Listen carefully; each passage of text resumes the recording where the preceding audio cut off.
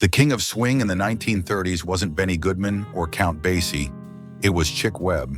The drummer fielded, managed, and drove one of the best dance bands in the country and held court at New York's Savoy Ballroom in Harlem. Webb's band was built to keep people dancing, and the swing he produced to do so was imitated while he was at the peak of his fame and for years after his death. What does it mean to be called King of the Savoy when you stand barely 5 feet tall, your back twisted by childhood disease, and every performance leaves you gasping in pain? For William Henry Chick Webb, the answer was found in the thunderous roll of the drums and the electrifying energy he brought to the Harlem dance floors. I can't understand the pain God gave me. I can't understand my sickness, but that's secondary. The main thing is, the Lord gave me the talent to play drums. He gave me some years to play. That's what I wanted to do, Webb once reflected, capturing the indomitable spirit that propelled him from the streets of Baltimore to the pinnacle of the swing era. Along with the likes of Duke Ellington, Fletcher Henderson, and Cab Calloway, Webb helped create the popular dance and music culture, known as swing, that swept the United States during and after the Great Depression and left an indelible impact on American culture. Born in 1905, Webb's early life was marked by adversity. A devastating fall as a child left him with spinal tuberculosis, a condition that would shape both his stature and his destiny. Yet what might have been a lifelong limitation became the unlikely catalyst for greatness. On his doctor's advice, Webb took up drumming to strengthen his fragile limbs. By age 11, he was already performing professionally, and by 17, he had moved to New York City, determined to carve out a place in the city's vibrant jazz scene. As the leader of one of the most formidable big bands of the 1930s, Webb's orchestra became the house band at Harlem's legendary Savoy Ballroom, setting the standard for swing with a blend of precision, power, and infectious rhythm. His band regularly triumphed in Battle of the Bands, showdowns against giants like Benny Goodman and Count Basie, earning Webb a reputation as the drummer who could not be bested, even by the era's most celebrated musicians. Perhaps most enduringly, Webb's keen eye for talent launched the career of a young Ella Fitzgerald, whose voice would soon captivate the nation.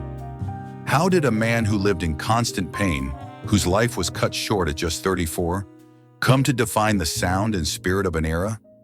The story of Chick Webb is not just one of musical innovation, but of resilience, vision, and the transformative power of art in the face of overwhelming odds. Drummer and bandleader Chick Webb is barely remembered today.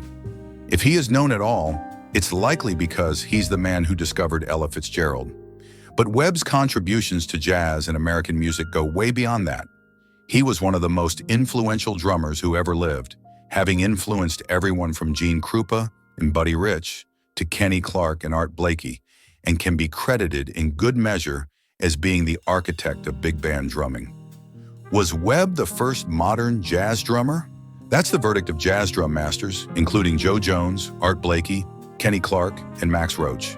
At the Savoy, Webb's band bested most of his competitors in the famed Battle of the Bands competitions, including those led by Benny Goodman, Duke Ellington, and Count Basie. The battle between Webb's orchestra against Goodman's orchestra, dubbed the Music Battle of the Century, has become the story of legend. In the article, The Legendary Chick Webb by Robert Hillary, the writer recounts this event. A massive crowd packed the Savoy Ballroom, with thousands more turned away outside on the evening of May 11th, 1937, as Chick Webb and the Benny Goodman Band fought it out in a legendary Battle of the Bands. Police lined the bandstand as the Goodman Band stormed on, and aptly propelled by Gene Krupa, reached a peak level of performance. Though one might have thought it impossible to outplay the Goodman Band of 1937, Chick Webb proved otherwise that evening as his band came on, supercharged, blasting out one exciting arrangement after another. The huge crowd reached a frenzy level as the little dynamo put his band through its paces, driving them to unexcelled heights and practically blowing the roof right off the old Savoy. In the end, Goodman drummer Gene Krupa proclaimed, "I was never beat by a better man." The fact that he did any of this is something of a miracle. As a result of a fall he suffered as an infant, he crushed several vertebrae that required surgery.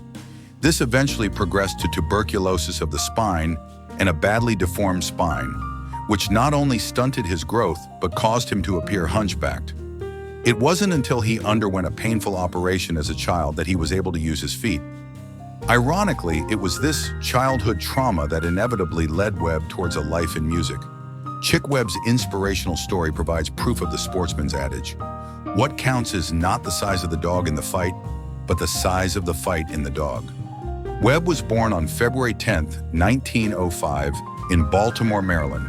He was the only son and second of 4 children born to William H. and Marie Johnson Webb. William H. Webb passed away when the younger Webb was 13 years old. After his father's passing, Webb moved with his mother and sisters into the home of his maternal grandparents. He showed interest in drumming as a toddler, initially using pots and pans, then different surfaces found around his neighborhood to drum out rhythms. Kids called him Chicken, shortened to Chick, because of the way he walked. He worked as a street musician before joining the Jazzola Orchestra, which performed aboard the Chesapeake Bay steamers. Considered a virtuoso drummer with no equal, Webb never learned to read music. He had dropped out of school at an early age, yet thrived as a musician by memorizing all of the band arrangements. In 1924, when one of that band's members decided to relocate to New York, Webb also made the move. During his first few years in the Big Apple, Chick sat in at sessions with many of the city's biggest stars, including saxophonists Johnny Hodges and Benny Carter, and pianist Duke Ellington. In 1926, the drummer formed his first band and began performing at various New York City jazz clubs, including Roseland, the Cotton Club, and the Strand Roof. In 1931, Webb and his band, which was now known as the Chick Webb Orchestra, began what would become a 4-year stint at the legendary Harlem hotspot, the Savoy Ballroom. During this tenure, Webb's dynamic big band became the talk of the town, attracting dozens of dancers and jazz fanatics. In 1935, Webb discovered a rising young talent, 17-year-old Ella Fitzgerald, and invited her to join his orchestra. From then until the drummer's death in 1939, Webb's band continued to gain momentum. Chick Webb simultaneously defined drumming during the swing era, while also paving the way for the modern jazz movement of the 1940s. His amazing technique, syncopated phrasing, and dazzling showmanship made him the idol of many drumming greats, including Gene Krupa, Buddy Rich, Art Blakey, and Max Roach. Webb expanded the scope of what was possible for drummers in music, in the music business, and in the culture. In November 1938, Webb's health began to decline, although for a time he continued to play, refusing to give up touring so that his band could remain employed during the Great Depression. Finally, in 1939, he had a major operation at Johns Hopkins Hospital in Baltimore. William Henry Chick Webb died on June 16, 1939. Reportedly, his last words were, "I'm sorry, I've got to go." He was 34 years old. Webb was buried just outside Baltimore in Arbutus, Maryland. Webb's death hit the jazz community very hard. After his death, Ella Fitzgerald led the Chick Webb Band until she left to focus on her solo career in 1942. This is Brian from One Track Jazz. Thanks for listening, and for other great jazz biographies, check out the One Track Jazz channel.